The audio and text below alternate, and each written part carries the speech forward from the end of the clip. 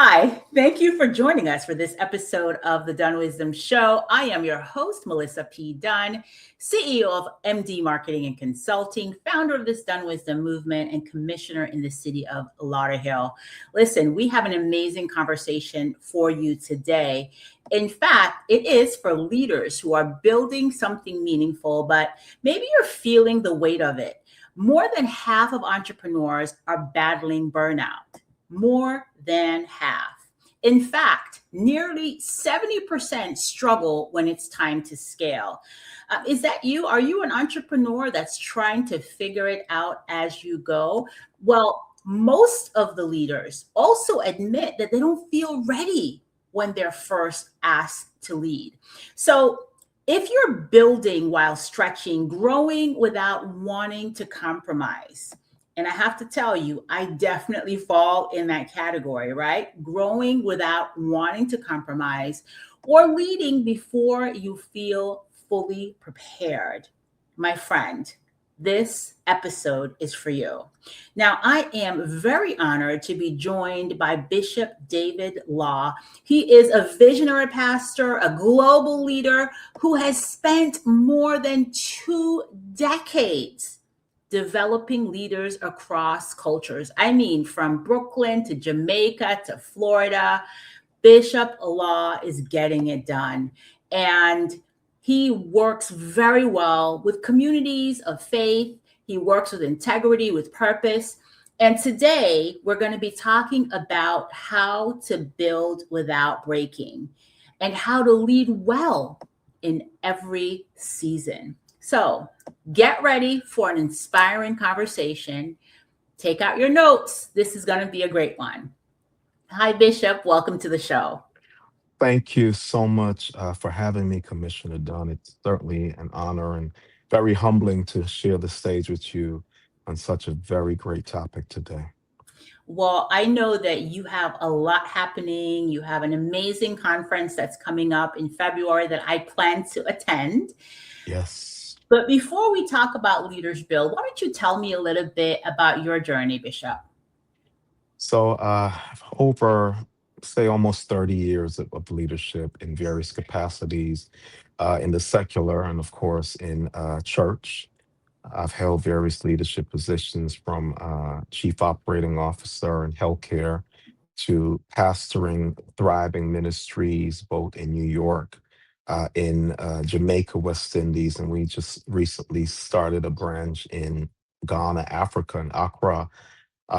Leadership for me is very key. I believe it's John Maxwell that says that everything rises and falls and is set on leadership, and very, very, very intrigued with the success stories of many leaders just to see their journeys. But mine has been a very interesting one that began over 2 decades ago. Actually, started in the secular in healthcare, and being able to observe and being mentored by leaders of different styles, different walks of lives, learn from them, glean from them, see their ups and their downs, and really understand the concept of leadership. That leadership really comes with influence, and that it also comes with highs and it comes with lows. But most of all, for me, it comes with the resilience and the stickability, which for me is befitting to the conversation that you're having today.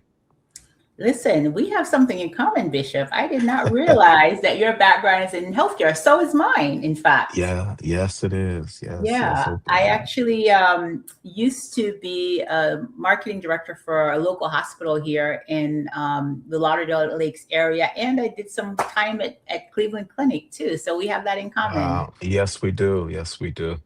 Yes, we do. So, Bishop, you've spent decades working in leadership, obviously as a leader, but then also as a follower, right?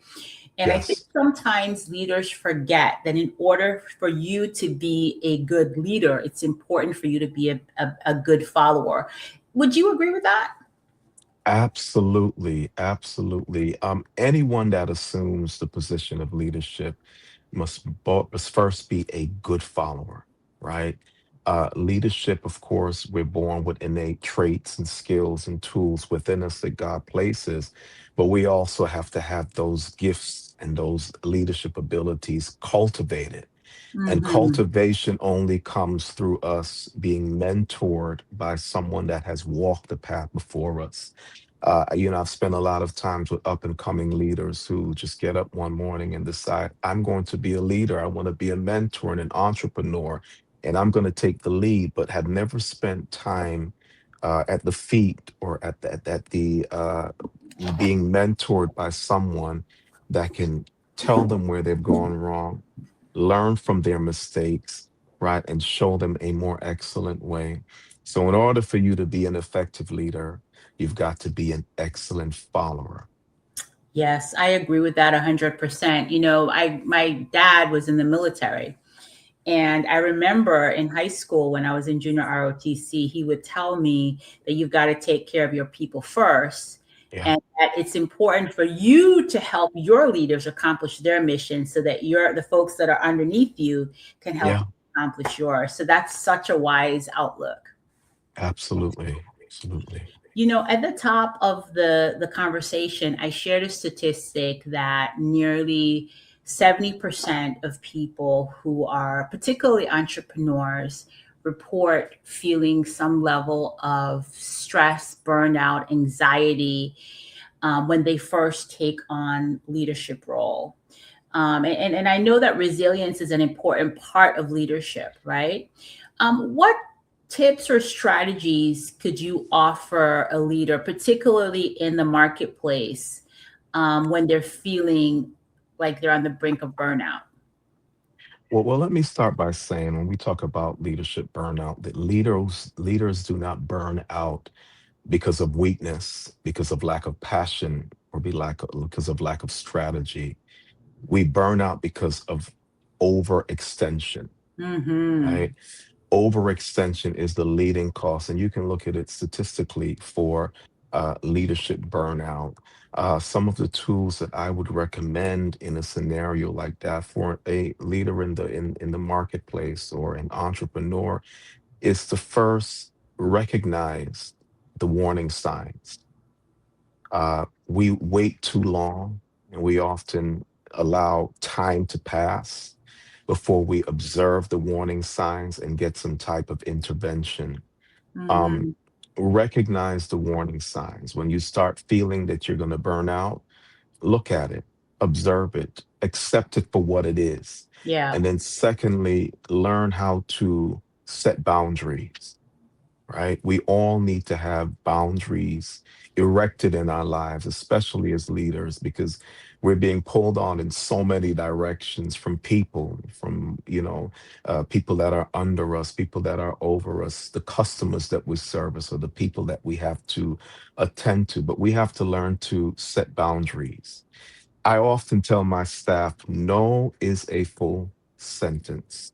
Full And there, sentence. Full. full Say that again, Bishop. No is a full sentence. There are times in your life as a leader when you're going to have to say, no, Yeah. I can't do that. I can't be there. I can't accept this challenge right now. It's a Mm-hmm. full sentence. We have to learn how to set boundaries, right? And thirdly, we have to redefine what strength looks like. Oh, I love that. What does strength look like for you? I'm curious. Strength for me, one is the ability to say no. Mm-hmm. Strength for me, two, is the ability to know my limitations and walk in it and then embrace my strengths. A lot of leaders, right? We have this facade that when we're in the leadership position, that we don't have weaknesses, that we're all just a mountain of strength.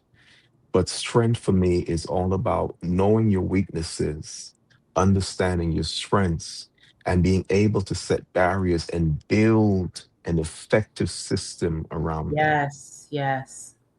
right? So we have to redefine strength. Yeah, It's a I big love part. that. Redefine strength. Yeah, I love that. Redefine strength. And you said something really powerful about creating systems that Yeah. support you, right? Creating systems that support your growth. And I think that's the same no matter which sphere you're leading in, whether it's business, government, or at home, having systems in place that could support your vision, that could support your growth, that could support your trajectory, Yeah. I think is really important. What kind of systems do you have set up for yourself as you are navigating and leading on such a global scale? So I have so many different systems. Everything, I believe, Samuel Chan, who's one of my favorite authors, he says that everything runs on systems and structures. And for me, some of the systems that I have in place is that I start every single day with my to-do list that Hmm. I generate the day before, and I go down probably 100 things of what I need to get done tomorrow. But for me, it starts with prioritizing, right? What Hmm. is most important? That's one of the systems that I have in place. Secondly, another system I have in place is that I have a healthy support system. Um, we can talk about methodologies, and we can talk about computer systems, and we can talk about all of these wonderful things, but every leader needs a support system. Yeah. They need a group of people that they can go to that can guide them in the right direction, right? Hmm. Administration for me is key. So I have a great administrator, and I'm sure you do too, I um, do. Yeah. that can really support what you do on a daily basis. Nothing messes up a leader's life more than being unorganized. Whew, So yes. everything needs to be organized in your sphere.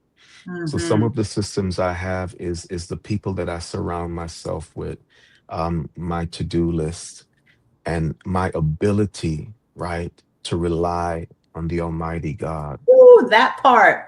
daily, That part. Yes. daily, every single day. When I get up, I say, Lord, it's me and you today. I have about Hmm. 150 things to do, 200 people to interact with, but you are my source, Yes. right? Yes. So you're my system, and we lean on that. And every leader has their different styles and different things that they Hmm. do to get through the day. But those are my core things, my resilience, my reliance, I'm sorry, on God, my to-do list, that is a robust to-do list, because Hmm. sometimes visual aids is what gets us through, right? Hmm. Writing everything down the night before of everything you need to do, because the brain sometimes slips us, right? Yeah. And Yeah. prioritizing what's most important and what's least important. What can we leave off for the next day, but what Hmm. needs to be done today? Yeah. So, what you said resonates so well with me, Bishop, because I remember when I was running my business by myself before, on my own strength. The I was still getting things done, but the level of stress and anxiety and pressure to bring in revenue, pressure to to help my clients to super exceed their expectations was so great that I think, was on the brink of burnout without even realizing it. But, there was a period in my life where I shifted and my focus started to really lean in more on building my personal relationship with God and Yeah, surrendering and allowing Him to really be my source in practice, not just in words. correct. Yeah, And the pressure to make revenue is still there. Now I have the pressure of serving 75,000 people, so I have even more pressure, but for some reason, for the main reason, it feels like less pressure. I don't know if that makes sense, yeah, but that's so powerful what you said. Yeah, for sure. yes, it is. It's important. It's Mm, important. We have to rely on the source, yeah. which is God Himself. I mean, a lot of leaders, they have different terminologies for Him, and I don't want to disrupt anyone's belief or what they abide and rely on, but there is a higher power that we all must rely on and tap into. if we're going to be effective in leadership and avoid burnout. Yes, yes, yes, yes. Effective in leadership, avoid burnout, and then lead in the way of integrity without And then, compromise, yeah. without comparison, without Oh, all that's big. those things. Yeah. That's big. That's big. That's big. That's big. And for a lot of leaders, very challenging. I mean, if we could be transparent, um, leading with integrity, it's huge. And to unpack that in these day and ages, it's definitely big. Yeah, it's big. But I imagine that this is going to be one of the things that folks you'll be tackling at the Leaders Build conference in a couple of weeks, right? Absolutely. I'm big on leading with integrity. My whole career has been through mentorship of people that have been integral. So the Mhm. models I've seen has really impacted my life, that you don't have to cut corners or lack good character in order to succeed. Um, Mhm. those individuals that do, they're successful, but for a minute. But the truth of the matter is their minute ends. But That if you part. want longevity as a leader, good character, dealing with people, being integral, they're key components that we just cannot get around. It's a necessity. And that's one of the things we're going to tap into at the Leader Build conference at the end of February, and have open, honest discussions. It's Mhm. hard. Yeah. Of course it Especially, is. yeah, it's Yeah. difficult to be integral and in a leadership capacity in the 21st century because we're surrounded by so many leaders that appear to be successful, but the Mhm. truth of the matter is they miss the mark. They're not Yeah. integral. They don't exemplify what a integral leader looks like. So Mhm. how do we measure the success of true leadership when the models that we have don't add up? So we're Yeah. definitely going to tackle that through open conversation, open dialogue, um, at the conference at the end of the month. Yeah, I think that's so critical, Bishop, especially in the space that I sit, right, in government. Yeah, And yeah, I'm learning that being outside of your integrity is both a big thing and a little thing. yeah. Uh, Folks sometimes think that it means, as for an elected official, it means taking a bribe or something big like that, but it really doesn't. It really starts with, well, how are you treating the person in the office? It Correct. starts with when the policy says that you do not accept lunch or a gift from anybody Yeah, that's over $25, and you go to lunch with somebody and nobody is watching. yeah. Do you pick up the tab yourself? That's You know, right. do you fly on that private jet even when no, like these small little things? And Yeah, believe it or not, I always moved in integrity, but now that I'm in public office, I have to be even more careful because the enemy has so many pitfalls to trip you up if you're not careful. correct. Correct. You said something so key. When I think about leadership and I think about integrity, there are two words that comes to mind that I try my best to live by. One is accountability, and the other one is responsibility.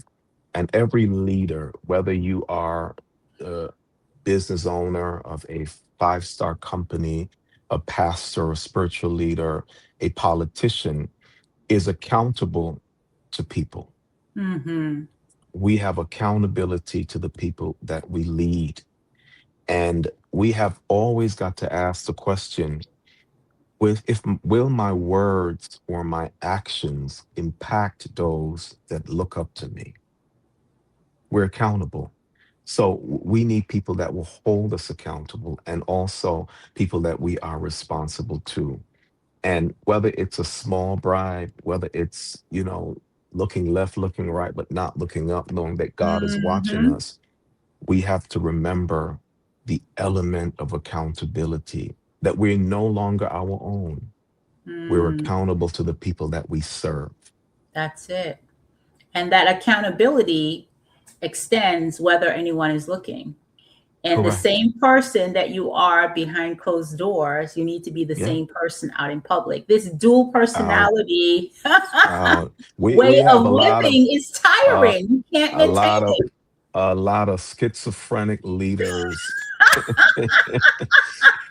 in the 21st century. So many. Yes, yes, yes. But we are not about being a schizophrenic leader. We're about being a congruent leader who walks in Yeah. integrity and Yeah. really has the intention of the people in heart, in mind, whether it's in business or in government. And Yeah. and so I'm curious, did you feel ready when you were first called to lead? Oh, absolutely not. Mhm. I often think about leaders and I look at them with a side eye when they are eager to take on leadership positions. Um, Leadership is heavy. Leadership requires a lot. Leadership gives you influence over people. Hmm. Leadership allows you to impact people's lives. And my fear was that, Lord, am I really ready for all this? Whether it's in the secular or the spiritual, church world, because now you're dealing with the lives of people, whether you're a CEO of a company or just an entrepreneur, customers, clientele, workers, you deal with them, you impact them, you influence them.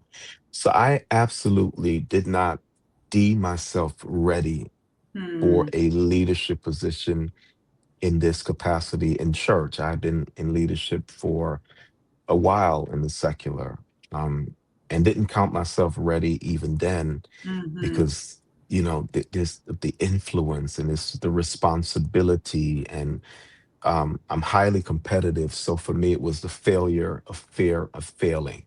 And I Hmm. think it plagues a lot of leaders who think twice about taking on the responsibility or feeling inadequate when it comes to leadership. I don't want to fail. What if I fail? What if it doesn't work? What if I'm not good enough? Um, and for me, that's what it was. But you do it afraid. That's it. You do it afraid and you allow the road to be built while you're Correct. traveling on it. While you're traveling it, while you're That's it. traveling it, That's it. while That's you're it. traveling it. And you know what I found too, Bishop? With every elevation, I there's a certain level of stretching for me that's required. Every Yeah, single elevation. And so that's why it's sometimes good to allow yourself the luxury of being prepared, even when the preparation feels challenging. correct. Absolutely. Every leader goes through a metamorphosis. Um, we are not the same leaders that we were 20 years ago when we started. There's an evolution, there's a metamorphosis, there is a transformation and a transition that we go through. Um, we grow, we learn, we fail, we assess what needs to be changed, what we can alter about ourselves, and then we perfect the skills and the giftings and the tools that we have. So that's absolutely a truth. Hmm. So I know the conference is at the end of the month. Can you share with us maybe two or three things that you're going to be covering? And if my audience would like to join us, how do they learn more? Sure. So the Leader Build Conference is encapsulated around developing the 21st century leaders, shaping leaders, right, and how they influence culture. When I started in leadership over 2 decades ago, there's definitely been a change with time, with social media, with AI, with all these different factors that have played in. So what we try to do at this conference is to gather leaders, whether you're a spiritual leader, an entrepreneur, a secular leader, an upcoming leader, you have leadership qualities within you that you want to tap into. We gather them for 3 days and really pour into them, right? To give them an opportunity to discover who they are, the giftedness that they have within them, and how we can really build an effective leader within them that can really be sustained within the 21st century. So we have workshops, we have inspirational messages, we have open dialogues where they can gather together. We have forums where we teach them how to dress for interviews, teach them what to say on interviews, because you'd be surprised that in the 21st century, people that want to ascend to leadership positions or just go on a regular job interview don't know what to say, don't know how to Mhm. conduct themselves, don't even know what to wear. So we bring these millennials, these young people, these middle-aged people in, and we really pour into them and reaffirm the leader that is within them and help to cultivate and inspire and unlock something within them that they can take away from that conference and really take into the world, their life, and to develop that which God has placed within them. I There's love greatness in all of us. I Thank love you. that. I love that. What's the date of the conference, Bishop? The conference is the end of February, so it's going to be the week of the 26th, from the 26th to 27th to 28th, unto that weekend. All right, Twen- fantastic. And then we're going to make sure that we put the link where people can get additional information in the show notes. So that if you're in the South Florida area and you want to go to the Leader Bills conference, I'm going to be there. And so I would hope that the community would show up and show out for leadership. Yeah, well, actually, you're supposed to be on the panel discussion on Yeah. our couch conversations, right? Or our master class is going to be. So I'm looking forward to gleaning some wisdom nuggets from you and allowing the attendees to hear your heart and your mind. And also for the conference, we're going to top it off with an actual fashion show. So we have a Oh, stylist nice. coming in with real models that's going to model. There'll be possibly clothes on sale from the fashion show. There'll be drinks and refreshments. You don't want to miss Leader Bill Yeah. 2026. It's gonna be nice. I think that I went for maybe a small, like 1 or 2 sessions last year or the year before last. Yeah, yes, last year and the year before last, you did pop in for us, and we're Yeah, yeah, grateful yeah, for yeah, that. yeah. And listen, y'all, it's gonna be powerful if you want to be in a space with prayer and anointing and leadership. It's Yeah, gonna be really powerful. So thank you. thank you so much for joining us for this conversation, Bishop. Um, do you have any final words of wisdom that will help our guests, our audience, lead without breaking, especially Absolutely. in this season? It's a tough season for leaders in the 21st century. But my final notes would be: one, develop core values.